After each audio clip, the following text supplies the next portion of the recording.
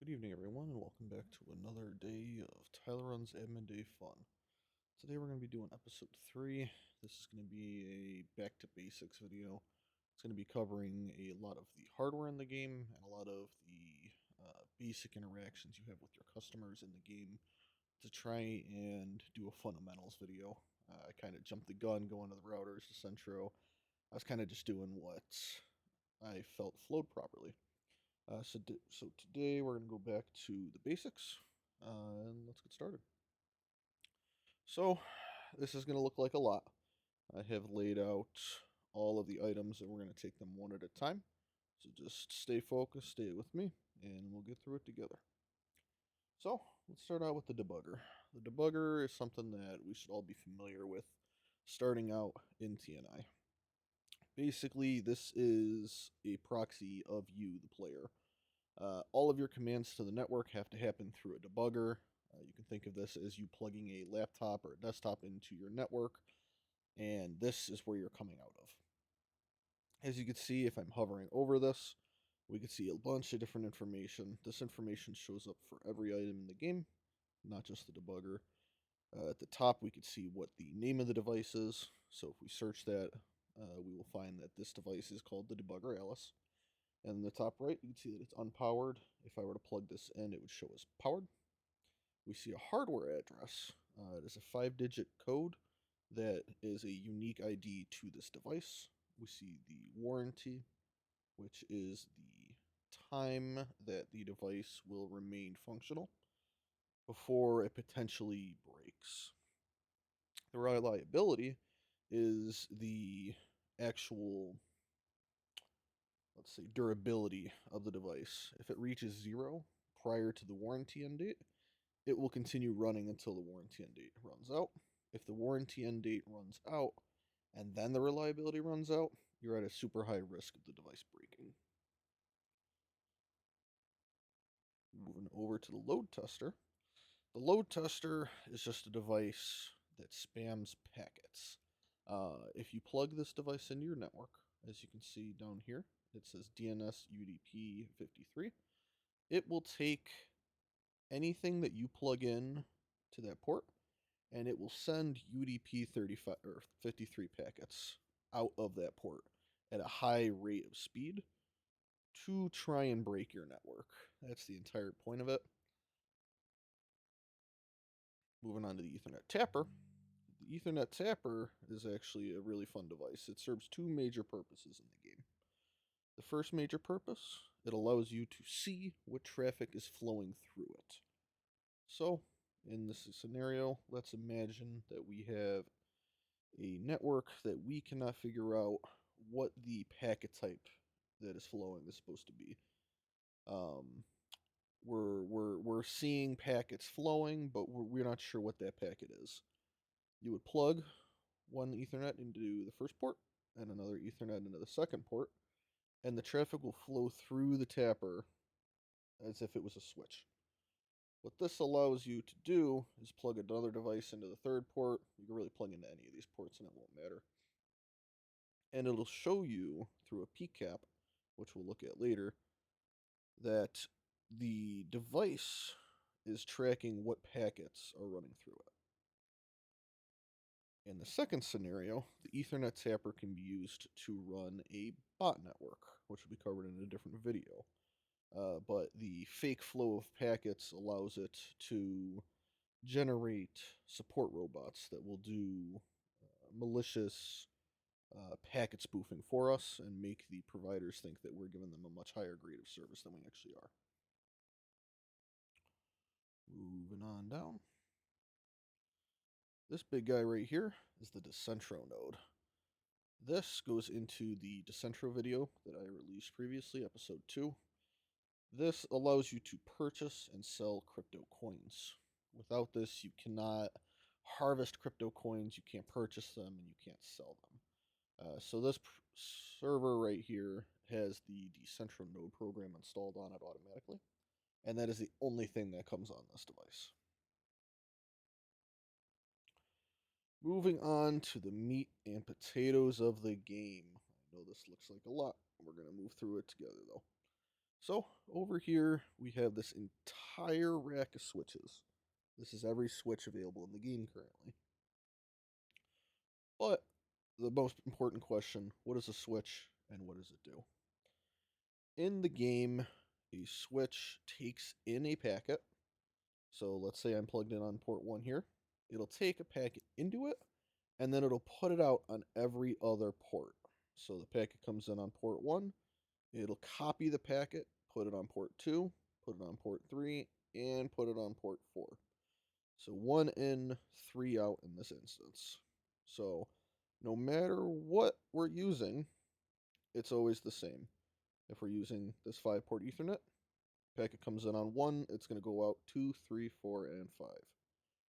Doesn't matter, even on the 10, in 1, out 2 through 9, or 2 through 10 here. That is what a switch does. It takes the packet and it broadcasts it out. What switches are good for is the edge of your network.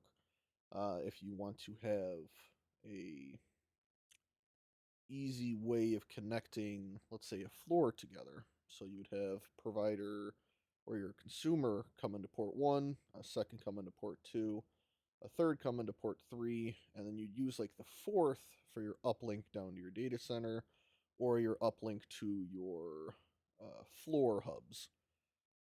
Two different styles of play, but switches stay the same. The other caveat with switches is they're also sometimes media converters. So the blue ports here are fiber optic ports. The Ethernet ports are RJ45 ports.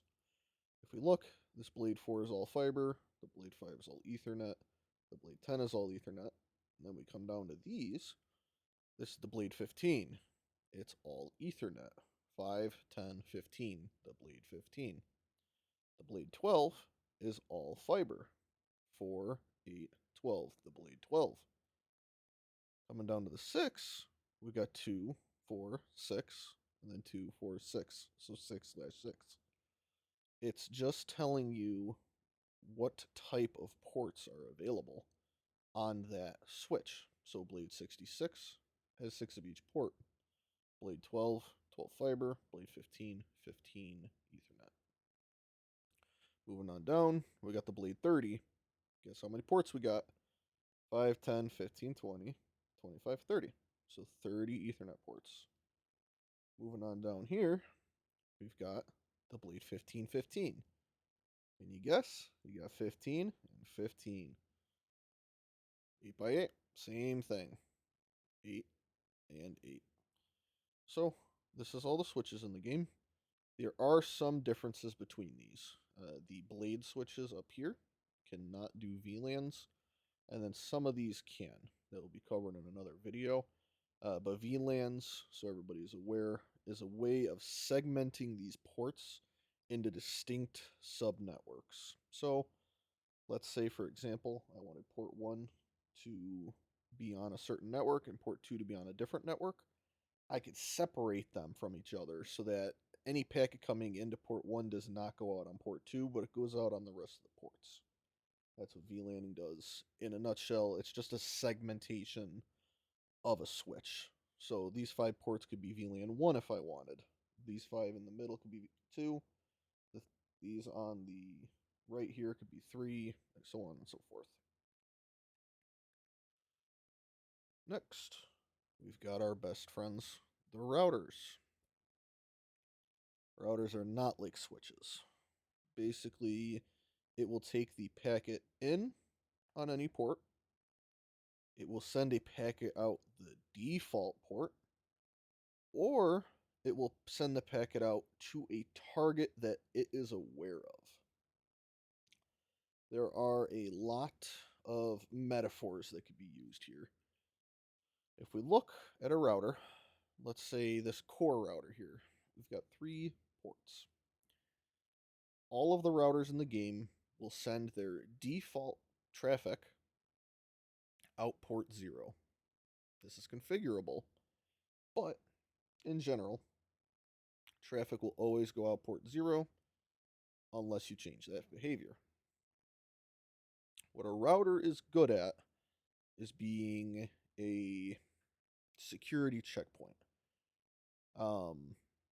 If a packet comes in to Z2 and it's looking for a specific device, and this router does not know what that device is, it will send it out the exit, which is the default port. If I have a gate that is the target of the packet that came in on Z2, it'll send it out the port of the gate that you specified. So let's say I plugged in a server to port 1, and that server is server 2. I would add a gate or a route on port 1 to go out to server 2. This router now knows how to get to server 2. So packet comes in on port 2. It's trying to reach server 2. So the router is going to be like, oh, I know where this is, and it's going to send it out port 1 to my server. So let's say a packet comes in on Z2 for server 8. The router has no idea where server 8 is, so it's going to send it out port 0. The entire purpose of a router is to not broadcast packets everywhere. If you are broadcasting packets everywhere, you are wasting traversals, and you're not specifically targeting certain locations. Traversals are our friend in this game, and it's something I'll go over here in a little bit. Move on for right now.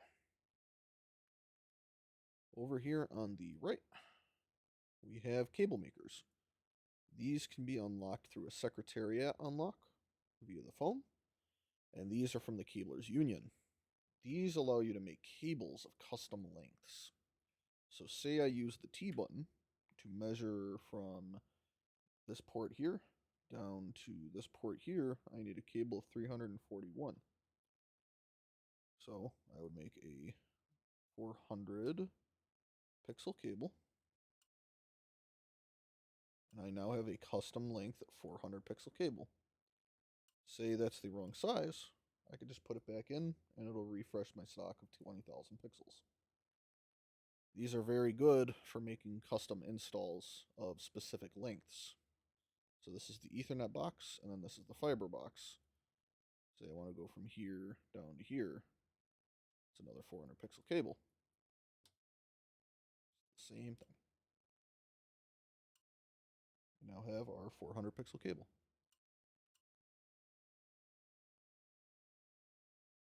Moving on.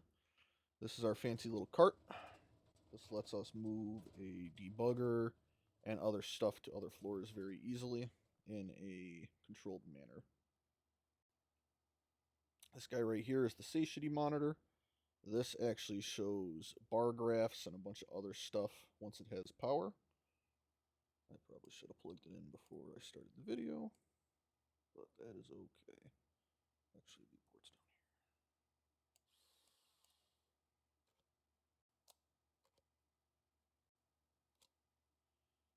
So, looking at the monitor,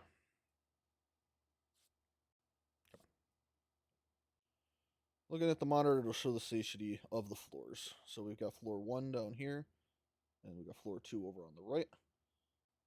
These will basically show the graphs of how happy those people are.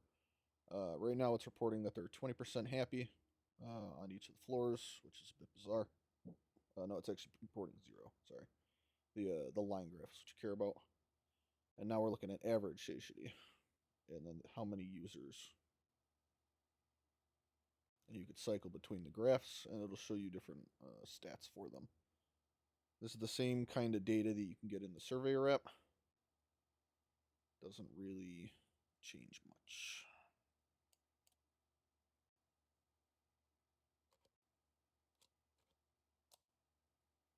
Moving on down, this is a load balancer. The load balancer takes in on the front ports and puts out on the back ports. So let's say that I have a server that I need to send and balance packets to. Example, multiple DNS servers. I would send my traffic in on front 2, and it would send one packet to back 0, and then the next packet to back 1. And it would continue to alternate between back 0 and back 1.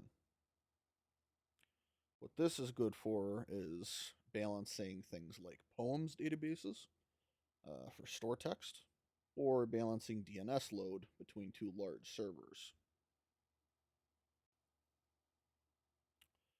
Moving on up. So this is our power infrastructure. We have batteries, and then we have surge protectors. So the surge protector, this one in the top right, only protects against power surges. If a power surge is coming, this will stop it. But the battery backups do both. They prevent against power outages and power surges. So a battery backup, as you can see, has a max wattage that it can hold, depending on which one it is. So you've got the 800 watt over on the left, the 200 watt in the middle, 800 watt over here on the right, and then 1500 watt over here, down here on the bottom. Each of these serves their own purpose, and it's a battery. It can run out of power before everything comes back on. So you have to be careful with how much power you're pulling from these, because it'll affect how long they can stay on. So in the grand scheme of things, you gotta kind of balance your power between multiples of these, depending on how large your infrastructure is in a room. Next, we've got the media converters. These guys convert from Ethernet to fiber optic. So there are 2 tiers of each. So we've got the tier 1, which is the light gray color, and then we've got the dark gray color, which is tier 3. There's no tier 2, it's just 1 to 3. There are 2 different types. So you've got the arrows up here on the top. It goes both ways. These are called duplex. They're 2-way converters. So the input can be on the Ethernet and the output can be on the fiber, or the input can be on the fiber and the output on the Ethernet. Coming down here, these are simplex. In on the Ethernet, out on the fiber. In on the fiber, out on the Ethernet. Traffic cannot go back the other direction. If you mix up the direction, you're kind of out of luck. The packets will not traverse in the wrong direction, and that's the whole point of these, is to prevent that packet from going the wrong way. Coming over here, we've got repeaters. Repeaters are entirely used for extending cables. If you've ever had a customer whose outlet is super far away from your switch, these are what these are meant for. You plug, these top ones are simplex, so again, one way only, and then you got your duplex. So you plug fiber in on the left, and you plug a fiber in on the right, and it just repeats the signal through. The only difference between the colors is how many packets each of these can handle. But just got to pay attention to the arrows in the middle. Simplex, is 1-way. Duplex is 2-way.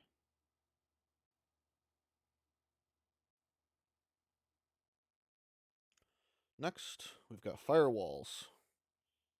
Firewalls are very good against blocking things like Morris, as well as traffic that you don't want to flow.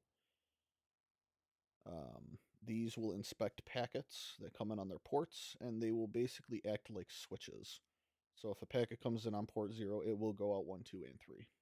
Same with the smaller one and the large one on the bottom. However, inside of these, they have a built-in table for what traffic is allowed to flow through them, or what traffic is not allowed to flow through them. You can do either way. You can do a whitelist or a blacklist, and it's really up to you which route you take. I prefer the deny everything route, and then only allow the certain traffic that I want, just so I don't have to deal with other stuff. You can lock yourself out of these. These are the only devices in the game that you can factory reset. If you look over here on the firewall, each of them has a USB port. You can get this USB stick out of the shop, and if you plug it into that USB port, it will wipe the device, allowing you access back into the device.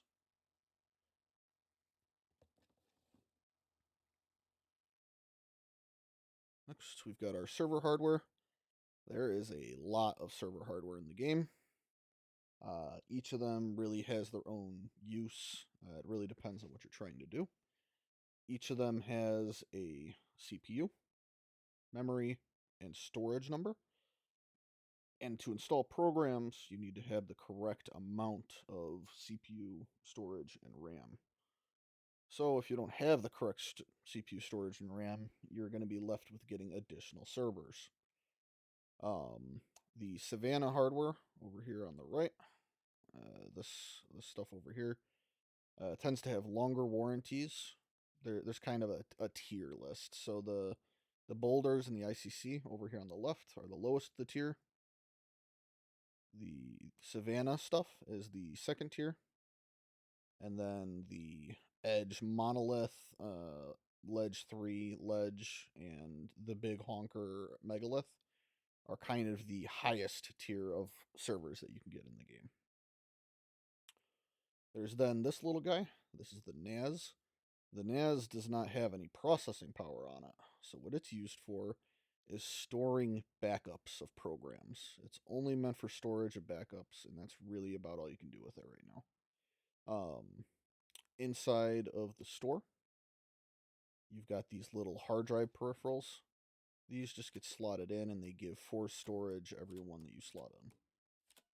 On some servers, there is a little lock tab. You can click on it. You'll see a little arrow pointing down to the lock, and now I can no longer grab that drive out. But if I switch it again, I can grab that drive. Some devices don't have it. The Wildebeest does not have one. The Monolith does. The Ledge neither has it. The boulders obviously don't have a hard drive slot at all. And the ICC has one. Megalith also has one. Oops.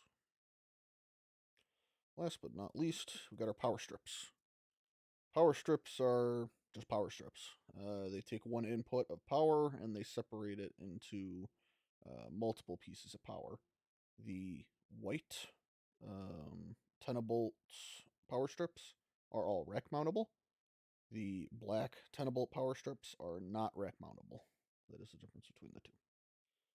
As you can see, the black ones have a much higher density in the amount of space allotted. This is a 5-port against the rack mountable 5-port. You can see that it's much larger. And then you can see this is a 10-port versus the 7-port over on the left, and they're the same size. So you get 3 more outlets on here, but it's not rack mountable.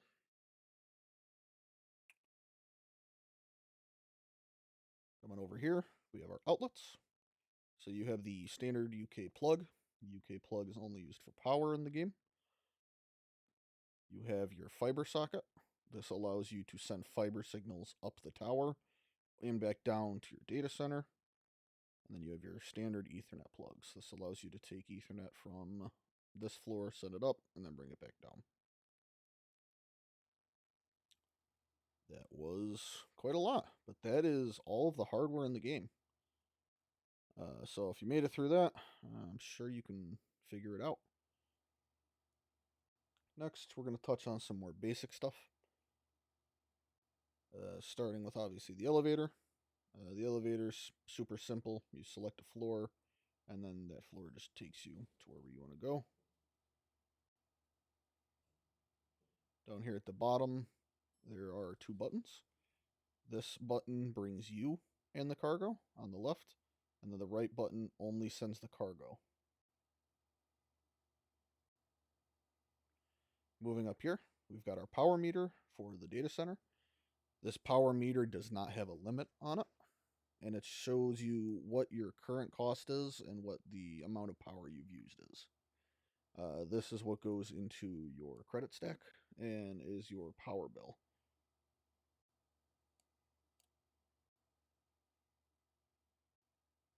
Let's head up to the first floor. As you can see, my cart came with me. But we got another power meter. This power meter has a giant red sticker on it right now, and it says penalty if exceeds 7.2 kilowatt hours. So currently, Tenable, who is the power producer in the game, is limiting how much power we can use on this floor. If we put too much power through this floor, they're going to penalize us. So you currently, until you revolt against them, need to watch and limit how much power you're using. Moving on over, we can see we got a door here, but the more important thing is this outlet with a person's name next to it. As we can see, this person is Frequent Fox. They're a casual dweller, and their satisfaction is currently 100% somehow. Woohoo! Love this guy. If we hover over the port, we can get their hardware address. As we said earlier, the hardware address is a unique code specifically to that port. If we go into our surveyor and we go to Frequent Fox, we can see his statistics. Scrolling down at the top, we have his different issues and complaints. There's a bunch of problems because obviously there's no network. His activity period, which is the time that he will be awake and online. So midnight to 9 o'clock at night. Grace period, this is how long you have to make sure that he gets what he wants or he'll SLA breach. But here's the thing. On my playthrough right now, this guy is at 0% SLA, so he'll never breach. He does not care. Floor is just the floor that the person's on, so floor 1. Satiety is how happy he is. Lowest is obviously how low he got. And then usage fulfillment is how much he was able to do what he wanted to do. As the day goes on, you'll get this payment by usage fulfillment. And this is how much money you're going to get paid at the end of the day by this person. Moving on down a little bit further, we've got the hardware address. Again, this is the 5-digit or unique identifier that you can see here. So you can see all this information in Surveyor. You don't technically have to come up here. Network address is the hardware name that we give to the person, which we'll cover in the next video. DNS address is what we assign to that person. And then their DHCP mode is how often they will request DHCP. If DHCP is turned on, if this person goes to sleep, which they do for 3 hours a day, their network address is going to reset because DHCP is looking. If we have a DHCP server, this is no problem. If we don't, this is a problem. And we just disable that to avoid any problems. Bandwidth consumption is how much bandwidth they've consumed. You got a nice little button to copy their network details here in the middle. And then towards the bottom, we have their behavior insights. This is what they are looking to achieve. They want to online instant message, consumes read instant message, or post instant message. They also want to validate digital payment, consumes authenticate transaction, or facilitate banking. So, out of both of these, we are actually able to produce one of these via our program, which is Mailer, online instant messaging. However, there's a chatter hive on our second floor, who, if we scroll down, creates post an instant message and read instant message. So we can just send the traffic to them. On this first person, the validate digital payment, there's a very specific thing here that we have to pay attention to. There's a thing down here called subjects. It says B2C. If we attempt to connect them to someone that has authenticate transaction or facilitate banking, and the subject does not match B2C, it will not work. They will not accept it because it's not business to customer.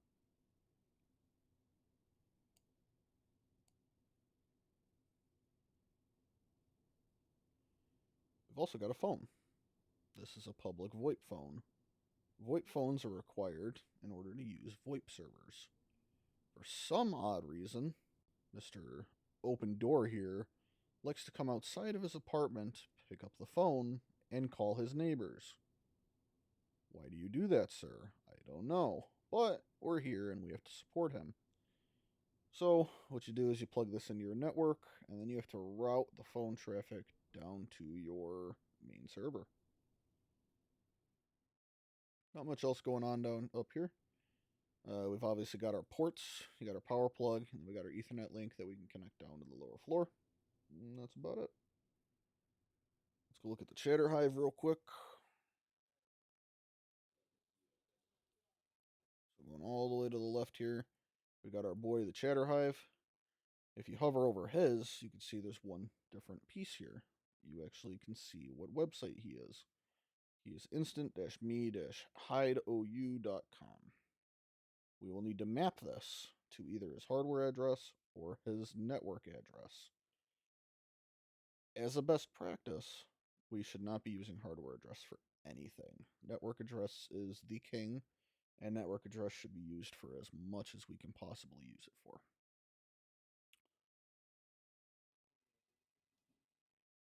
And let's see. We're going to go up to floor 4. I'm going to show you one more thing, and then we're going to wrap this video up and continue in part 2. This is the recycling center. Your recycling center could be on floor 4, or it could be on a different floor. This is a special place. We could take our devices that we no longer use, so anything that's burnt out, anything we no longer want, we can bring it up here and we can actually get a refund for it. There is currently a issue with the cart where certain items will get grabbed through the cart, but other things won't. The cables are currently what this 5 number is.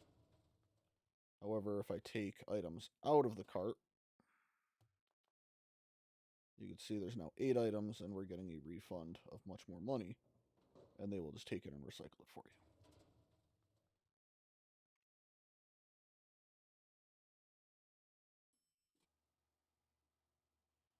That will be it for this episode.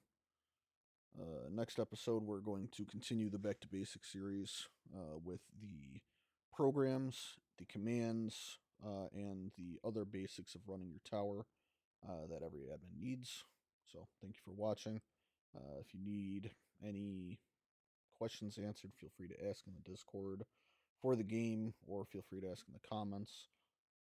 Constantly looking at those, trying to figure out what other videos people need so that they can enjoy their time at the Tower Networking Inc. location. So let me know. Have a great rest of your night. Thanks.